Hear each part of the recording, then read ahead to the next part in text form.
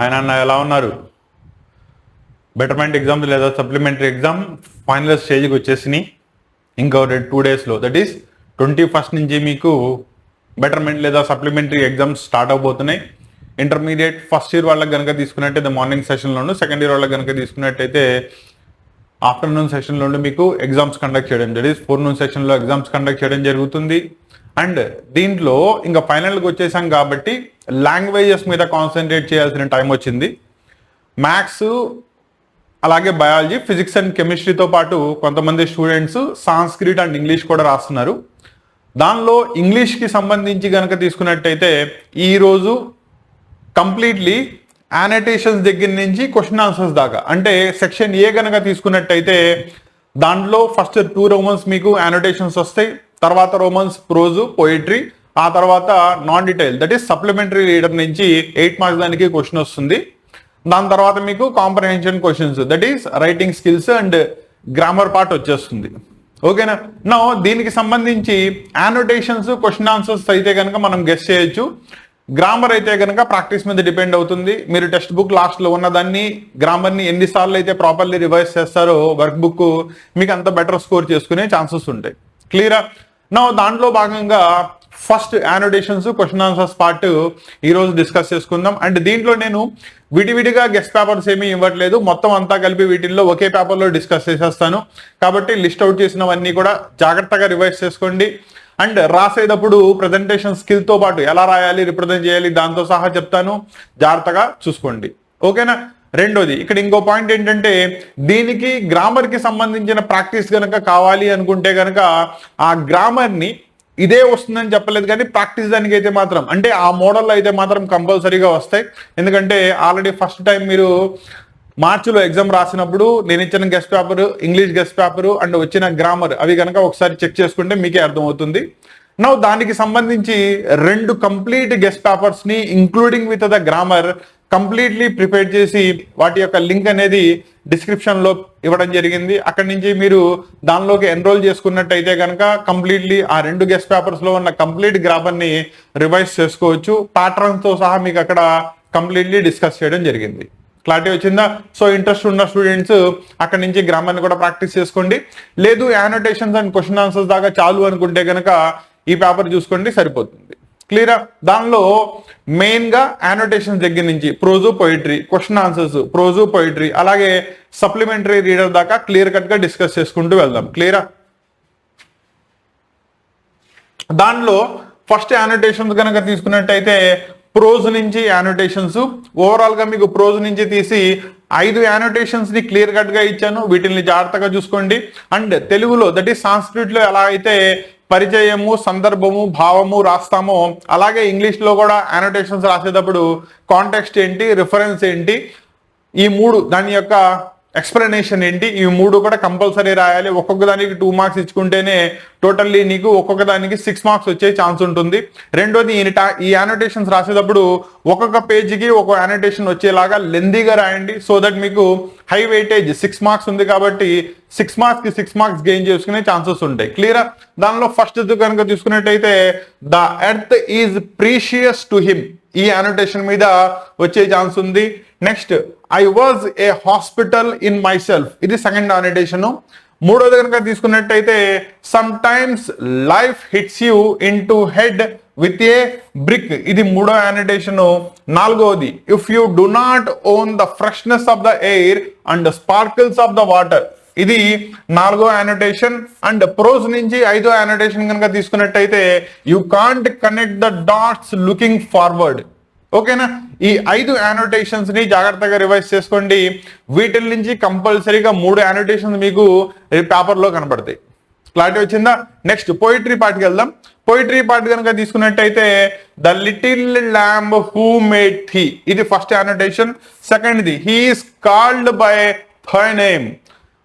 8th annotation that is sequence లో రాస్తున్నాను. వేరే పోయిటరీ కనుక తీసుకున్నట్టయితే 3వ annotation what immortal hand or eye, ఇది 3వ యానోటేషన్. 4వది వచ్చేటప్పటికల్లా out of the night that comes to me, ఇది 4వది. 5వది I thank whatever god may be, ఇది 6వ annotation. Next I am the master of my fate. Next annotation instead let us share our countries and last వచ్చేటప్పటికల్లా so do not tell me. క్లియరా? So ఈ 8 annotations from the poetry part నుంచి తీసుకోండి. వీటి నుంచి కంపల్సరీగా మీకు 3 అనోటేషన్స్ కనబడతాయి. క్లారిటీ వచ్చిందా? సో మీకు ప్రోజ్ నుంచి కనుక తీసుకున్నట్టయితే 5 అనోటేషన్స్ ఇచ్చాను, దానిలో 3 కనబడే ఛాన్స్ ఉంటుంది. దీనిలో 8 అనోటేషన్స్ ఇచ్చాను, దానిలో కంపల్సరీ 4 అనోటేషన్స్ కనబడతాయి. మీరు రాయాల్సిందల్లా ప్రోజ్ నుంచి 2 రాయాలి, పోయిటరీ నుంచి 2 రాయాలి. ఒక్కొక్క దానికి 6 మార్క్స్ వస్తాయి కాబట్టి ఈజీలీ ఫుల్ మార్క్స్ ని గెయిన్ చేసుకునే ఛాన్సెస్ ఉంటుంది. అండ్ ప్రెజెంటేషన్ చెప్పాను కదా, ఒక full page completely annotation part మాత్రమే వచ్చేలా రాయి. రెండోది రాసేటప్పుడు కూడా హెడ్డింగ్ ఎలా రాస్తామంటే, ఫర్ అన్ ఎగ్జాంపుల్ దాని యొక్క కాంటెస్ట్ అని రాస్తున్నావు, సబ్ హెడ్డింగ్ పెట్టిన తర్వాత నీ కంటెంట్ ఇక్కడ నుంచి స్టార్ట్ చేయి, మళ్ళీ దీని కిందే రాయమాక. ఓకేనా? సో దట్ ఈ పార్ట్ దాకా కింద బ్లాంక్ స్పేస్ వదిలేసి ఈ స్పేస్ అంతా కూడా నీట్ గా కనబడుతుంది. కంటెంట్ హెవీగా రాసినట్టు, లెందీగా రాసినట్టు ఉంటుంది. అండ్ ఫుల్ మార్క్స్ పడే ఛాన్సెస్ పుష్కలంగా ఉంటాయి.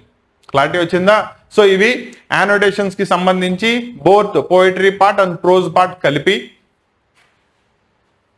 నెక్స్ట్ క్వశ్చన్ ఆన్సర్స్ చూద్దాం 1 by 1. That is first prose నుంచి చూడండి.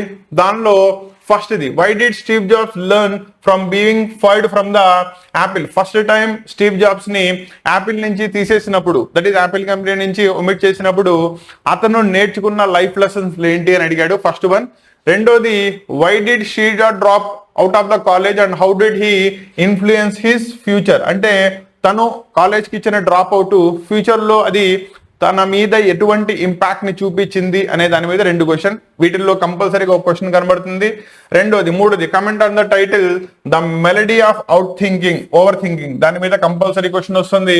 What are the potential dangers of gaining excessive information about the diseases according to the melody. So the melody of overthinking, it is also the one of the beautiful prose అనమాట. దీనిలో over thinking వల్ల జరిగే damages ఏంటి అనే దాని మీద మీకు మంచి కాంటెక్స్ట్ ఇవ్వడం జరిగింది. దాని మీద ఇవి 2 కూడా ఇంపార్టెంట్ క్వశ్చన్స్. నెక్స్ట్ 5th వచ్చేటప్పటికల్లా, how does the chief Seattle describe the relationship between native Americans and the nature. ఇదొకటి. Next, chief Seattle describes all things are connected. So ఈ రెండింటి మీద ఒక క్వశ్చన్. అంటే మీకు క్వశ్చన్స్ ఇచ్చేటప్పుడే నేను గ్రూప్ చేసి ఇచ్చాను, అబ్జర్వ్ చేశారో లేదు. ఫస్ట్ 2 స్టీవ్ జాబ్స్ ది, నెక్స్ట్ 2 వచ్చేటప్పటికల్లా మెలడీ ఆఫ్ ఓవర్ థింకింగ్, 3వ వచ్చేటప్పటికల్లా చీఫ్ సీటిల్ యొక్క డిస్క్రిప్షన్. ఈ మూడింటిలోంచి మీకు కంపల్సరీగా 2 క్వశ్చన్స్ కనబడతాయి. జాగ్రత్తగా రివైజ్ చేసుకోండి. అండ్ ఈ క్వశ్చన్స్ రాసేటప్పుడు 1 ఫుల్ పేజ్ క్వశ్చన్ వచ్చేలా రాయండి. ఓకేనా? దాంట్లో ఫస్ట్ 2 లైన్స్ రాసేటప్పుడు పోయిట్ గురించి, దట్ ఈస్ నెరేటర్ గురించి ఫస్ట్ 2 లైన్స్ ఎక్స్ప్లెయిన్ చేయండి. తర్వాత మినిమం 3 పారాగ్రాఫ్లకి తగ్గకుండా దాన్ని నెరేషన్ రాయండి. హెన్స్ మీకు మంచి మార్క్స్ పడే ఛాన్సెస్ ఉంటాయి. క్లియరా? ఇది ప్రోస్ పార్ట్ నుంచి.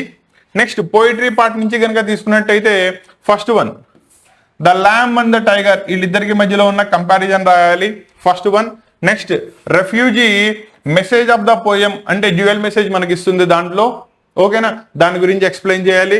Next, how did the speaker journey from darkness and struggle to mysterious reflect of the theme reliance in the face of the adversity. ఓకేనా? అదే చాప్టర్లో నుంచి. నెక్స్ట్, ఇన్విక్టస్, దానిలో పర్సనాలిటీ యొక్క డెవలప్మెంట్, అంటే ఒక పర్సనల్ యొక్క రెస్పాన్సిబిలిటీస్ టువర్డ్స్ ద సొసైటీ ఏవేవి ఉంటాయో ఎక్స్ప్లెయిన్ చేశాడు. దానిలో క్వశ్చన్ కంపల్సరీగా వస్తుంది. అండ్ లాస్ట్ 5th క్వశ్చన్ వచ్చేటప్పటికల్లా, brain reversible structure of the readiness, that is concept of reading అనేది మన బ్రెయిన్ మీద, మన ఆలోచన తత్వం మీద ఎటువంటి ఇంపాక్ట్ చూపిస్తుంది, వాట్ ఆర్ దిస్ ఇంపాక్ట్స్ అనేది దానిలో డిస్కస్ చేస్తారు. అది 5th క్వశ్చన్. వీటిల్లో కనుక చదువుకున్నట్టయితే వీటిల్లోంచి కంపల్సరీగా నీకు 2 క్వశ్చన్స్ కనబడతాయి. ఆల్రెడీ చెప్పాను కదా, ఫస్ట్ 2 లైన్స్ నెరేటర్ గురించి రాయండి, మిగతావి 3 పారాగ్రాఫుల్లో అడిగిన క్వశ్చన్ ని నీట్ గా డిస్క్రైబ్ చేయండి. సో దట్ దానిలో నీకు ఫుల్ మార్క్స్ పడే ఛాన్సెస్ ఉంటాయి. ఓకేనా? సో ఇవి క్వశ్చన్ ఆన్సర్స్ కి సంబంధించి ప్రోస్ పార్ట్ నుంచి, పోయిటరీ పార్ట్ నుంచి. ఓకేనా? సో ఇక్కడతో నీకు 4 రోమన్స్ కంప్లీట్ అయిపోతాయి. ఫస్ట్ రోమన్ అనోటేషన్స్ ప్రోజ్ నుంచి, సెకండ్ రోమన్ అనోటేషన్స్ పోయిటరీ నుంచి. ఇవి 2 అయిపోయిన తర్వాత క్వశ్చన్ ఆన్సర్స్ లో దిగుదాం. క్వశ్చన్ ఆన్సర్స్ వచ్చేటప్పటికల్లా ప్రోజ్ లో నుంచి, నెక్స్ట్ పోయిటరీలో నుంచి రాయాలి. ఇంకా లాస్ట్ వచ్చేటప్పటికల్లా సప్లిమెంటరీ రీడర్ లేదా నాన్ డీటెయిల్, దానిలో నుంచి 3 క్వశ్చన్స్ ఇస్తాడు, ఒక క్వశ్చన్ ఆన్సర్ రాయాలి. 8 మార్క్స్ వస్తాయి. 8 మార్క్స్ క్వశ్చన్ కాబట్టి పేజీ అటుపక్క ఇటుపక్క రెండు ఫిల్ అయ్యేలాగా ఫస్ట్ ఒక 4 లైన్స్ నెరేటర్ గురించి రాయండి. తర్వాత క్యారెక్టర్ స్కెచ్ అడిగాడా, ఏం అడిగాడో దాని మీద 2 పేజెస్ లో మినిమం 5 పారాగ్రాఫ్లకి తగ్గకుండా ప్రతి పారాగ్రాఫ్ లోనూ కూడా 6 to 7 లైన్స్ ఉండేలా రాయండి. ఫుల్ మార్క్స్ పడతాయి. సో లాస్ట్ ఇది వచ్చేటప్పటికల్లా non detail one, that is relationship between blind beggar and the dog, ఇదొకటి. నెక్స్ట్ ఏ రిటైర్డ్ రిఫార్మేషన్, దాని నుంచి మనం నేర్చుకున్న మోరల్ లెసన్స్ ఏంటి, ఇది second question. Next Jimmy Valentine యొక్క character sketch, butterfly effect influence on the moral of the story ఏముంటుంది అని. ఓకేనా, ఈ 4 క్వశ్చన్స్ ప్రాపర్లీ రివైజ్ చేసుకోండి. దీని నుంచి కంపల్సరీగా 2 క్వశ్చన్స్ కనబడతాయి. మీకు 3 ఇస్తాడు, 3 నుంచి 1 రాయాల్సి వస్తుంది, 8 మార్క్స్ ఇస్తాడు. క్లియరా? సో ఇది ఇంగ్లీష్ కి సంబంధించిన లిటరేచర్ పార్ట్ మీద, that is text book part మీద బేస్ చేసుకుని సెక్షన్ ఏ యొక్క డిస్కషన్. అలాగే సెక్షన్ బి గనక తీసుకున్నట్టయితే 4 పారాగ్రాఫ్లు ఇస్తాడు, 4 కాంప్రహెన్షన్స్. ఫస్ట్ రెండిట్లోనూ నీకు క్వశ్చన్ ఆన్సర్స్ అడుగుతాడు. 3, 4 వచ్చేటప్పటికల్లా ఇన్ఫర్మేషన్ ని ట్రాన్స్ఫర్ చేసి రాయాలి. సో ఒక్కొక్క దానికి 5, అక్కడ నుంచి 20 మార్క్స్ వస్తాయి. సో ఇక్కడ 40, అక్కడ 20, 60 అయిపోతే 40 మార్క్స్ కి నువ్వు గ్రామర్ ప్రిపేర్ అవుతావు. గ్రామర్ కి ఆల్రెడీ చెప్పాను కదా, గ్రామర్ కి సంబంధించి నేను ఇక్కడైతే డిస్కషన్ ఏం పెట్టట్లేదు, ఎందుకంటే గ్రామర్ వచ్చేటప్పటికల్లా depends upon your practice, not the guest papers. కాబట్టి దానికి సంబంధించి మీకు 2 guest papers, complete guest papers, first Roman నుంచి లాస్ట్ రోమన్ దాకా కంప్లీట్లీ మీకు ఇచ్చానని చెప్పాను. దానికి సంబంధించిన లింక్ డిస్క్రిప్షన్ లో పెట్టాను. ఇంట్రెస్ట్ ఉన్న స్టూడెంట్ అయితే కనుక అక్కడి నుంచి దాన్ని ఎన్రోల్ చేసుకోండి. ఓకేనా? All the best for your English examination. Next subject తో మళ్ళీ కలుస్తాను. అండ్ రెండోది, సాంస్క్రిట్ కనుక రాస్తున్నట్టయితే మీరు సాంస్క్రిట్ కి సంబంధించిన గెస్ట్ పేపర్స్ రేపు అప్లోడ్ అవుతాయి. కాబట్టి ఛానల్తో టచ్లో ఉండండి.